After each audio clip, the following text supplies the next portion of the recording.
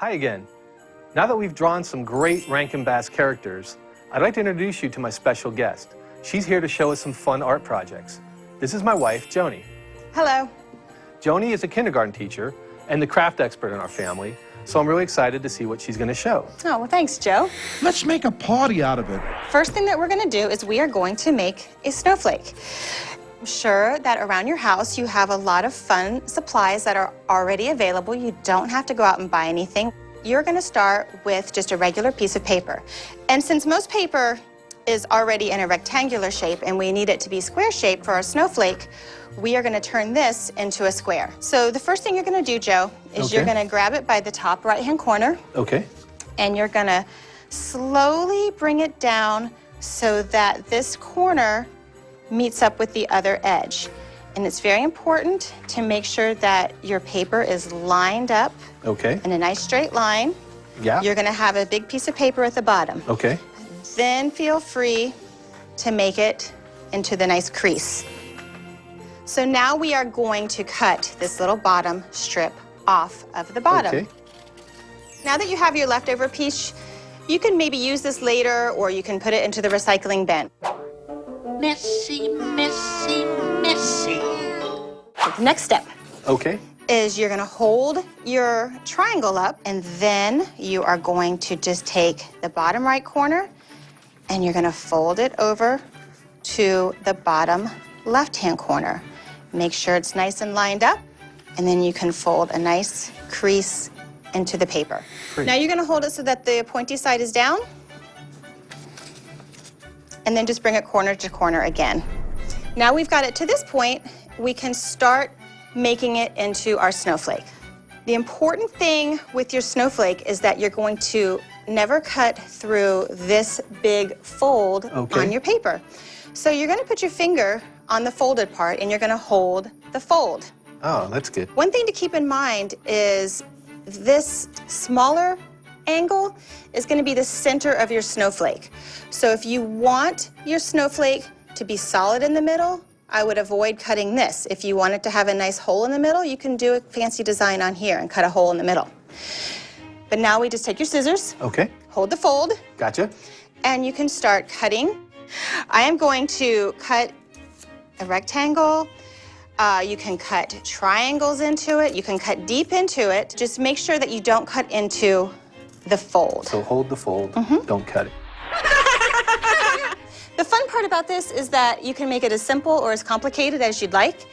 And as you get more and more practice, you can make it more and more intricate.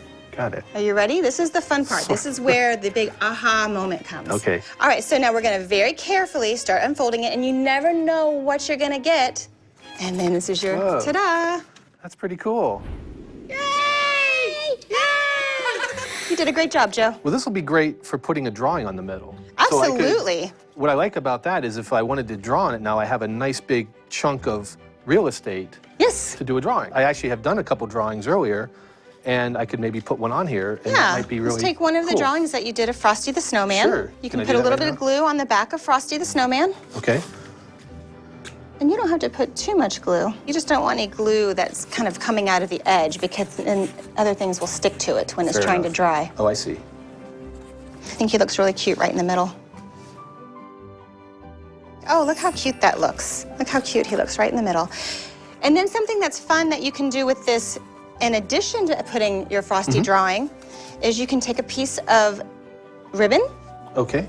And if you have ribbon around the house, that's fine. Just ask Mom and Dad first, of course, like any of the craft materials. You can use any string that you have. You can use a twist tie from the trash. Whatever you have around the house, you can use. But you can take a piece of ribbon. I'm using silver. Okay. And then you can just tie a knot.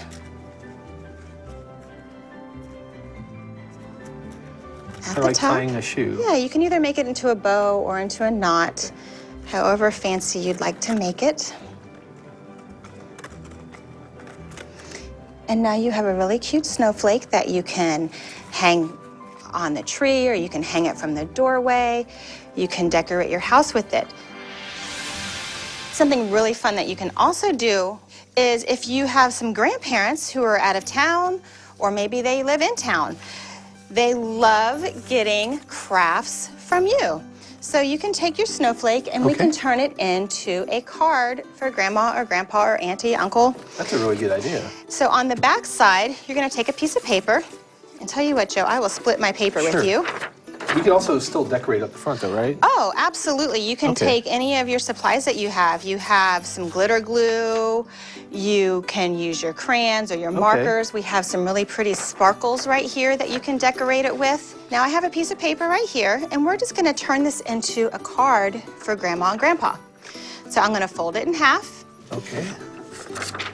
And then I'm gonna take this crayon, and I'm gonna draw a teardrop shape on it. And it also looks a little bit like a candy cane. Oh, okay. So then you can cut very carefully along the edge. And then when you open it up, oh, look at ta-da, that. you have a heart.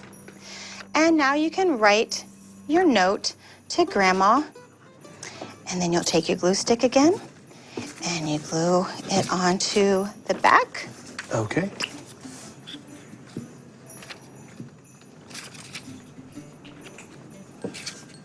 And now you have a really